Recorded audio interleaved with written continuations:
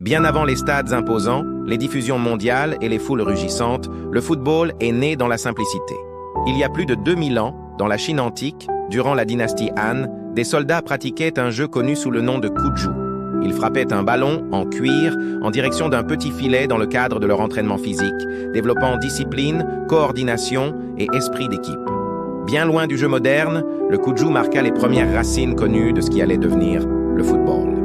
Au fil des siècles, l'idée de frapper un ballon se propagea vers l'Ouest. Dans l'Europe médiévale, le football adopta une forme sauvage et non structurée.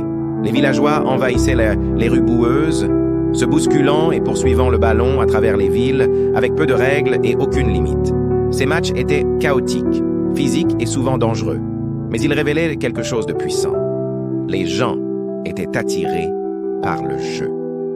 Le football n'était plus seulement une pratique ou un rituel. Il était devenu une passion. Le changement commença en Angleterre au début du 19e siècle. Dans les écoles publiques, le football fut remodelé par la structure et la discipline.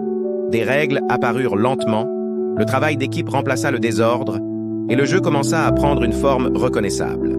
Cette transformation atteignit un tournant en 1863, lorsque la Football Association fut fondée. Pour la première fois, des règles officielles unifièrent de la manière dont le football était joué. Ce qui avait autrefois été le chaos devint un langage commun, compris au-delà des frontières. Quelques années plus tard seulement, le football entra sur la scène internationale.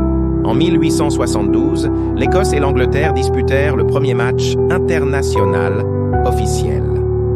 Vêtus de lourdes tenues en coton et jouant avec un simple ballon en cuir, ces pionniers transformèrent le football en symbole de fierté nationale. Le sport n'était plus confiné aux écoles ou aux villages. Il représentait désormais l'identité et la compétition entre les nations. Au début du XXe siècle, le football voyagea à travers les continents. En Amérique